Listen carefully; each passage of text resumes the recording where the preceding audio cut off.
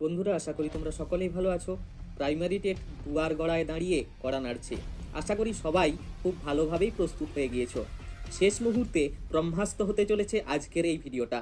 এখান থেকে বেশ কিছু প্রশ্ন কমন পেতে পারো। পরীক্ষা দিতে যাওয়ার আগে পরিবেশবিদ্যার এই ভিডিওটা যদি তুমি না দেখে থাকো তাহলে চরমভাবে মিস করবে। তো চলো ভিডিওটা শুরু করা যাক। ভালো লাগলে অবশ্যই লাইক, কমেন্ট, শেয়ার করো। আর চ্যানেলে নতুন হলে চ্যানেলটি সাবস্ক্রাইব করে পাশে থাকার চেষ্টা করো। পানীয় জলে ফ্লুরাইডের পরিমাণ বৃদ্ধি পেলে ফ্লুরোসিস রোগ হয়। এটি দাঁতের রোগ। জলবাহিত রোগ আমাশয়, টাইফয়েড, আন্ত্রিক, কলেরা ইত্যাদি। পারদ দূষণের ফলে মানবদেহে মিনামাটা রোগ লক্ষণ প্রকাশ পায়। সীসা দূষণের ফলে মানুষের ডিসলেক্সিয়া হয়। এটি মানসিক বৈকল্যজনিত একটি রোগ। ক্যাডমিয়াম দূষণের ফলে মানবদেহে ইটাই বা আউচ রোগ হয়। এই মিনামাটা রোগটি 1956 সালে জাপানের মিনামাটা শহরে প্রথম হয়েছিল, তাই এর নাম মিনামাটা।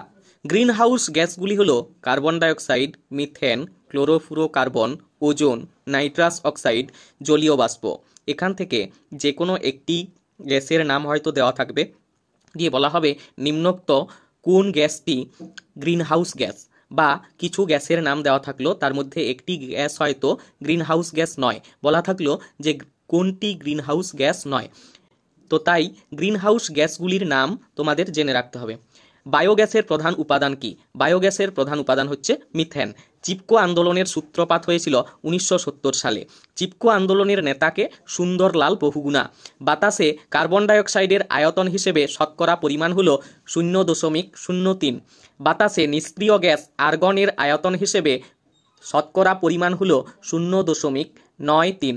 বাতাসে নাইট্রোজেন গ্যাসের আয়তন হিসেবে শতকরা পরিমাণ হলো 78.09। বাতাসে অক্সিজেন গ্যাসের আয়তন হিসেবে শতকরা পরিমাণ হলো 20.60। বাতাসের যে উপাদানটি সাধারণত উদ্ভিদ ও প্রাণী সরাসরি গ্রহণ করতে পারে না তা হলো নাইট্রোজেন। নাইট্রোজেন মাটির উর্বরতা বৃদ্ধি করে।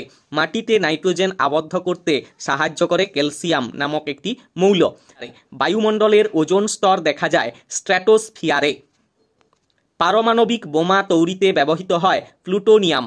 যানবাহন থেকে নির্গত দূষণকারী পদার্থগুলি হল carbon monoxide, carbon dioxide, ozone, nitrogen oxide, lead oxide. উদ্ভিদের পাতায় ক্লোরোসিস রোগের জন্য দায়ী সালফার ডাই অক্সাইড। দ্বারকেশ্বর এবং শিলাবতী নদীর যুগ্ম প্রবাহ কি নামে পরিচিত? উত্তর হলো রূপনারায়ণ। পশ্চিমবঙ্গের সর্বাধিক বৃষ্টিপাতযুক্ত জায়গা বক্সাদুয়ার কোন জেলায় অবস্থিত? জলপাইগুড়ি জেলা। দিয়ার অঞ্চলটি বাংলার কোন জেলার সঙ্গে যুক্ত? মালদা। বাংলার রাঢ় অঞ্চলের সবচেয়ে বড় নদী কোনটি? দামোদর।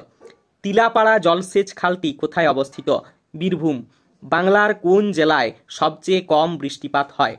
পুরুলিয়া জেলায়। বাংলার কোন জেলায় সব থেকে বেশি গরম পড়ে? বর্ধমান জেলার আসানসোল। ত্রাসের নদী বলা হয় তিস্তাকে। তো ভিডিওটি এই পর্যন্তই। ভিডিওটি ভালো লাগলে অবশ্যই লাইক, কমেন্ট, শেয়ার করো। আর চ্যানেলে নতুন হলে চ্যানেলটিকে সাবস্ক্রাইব করে রাখো।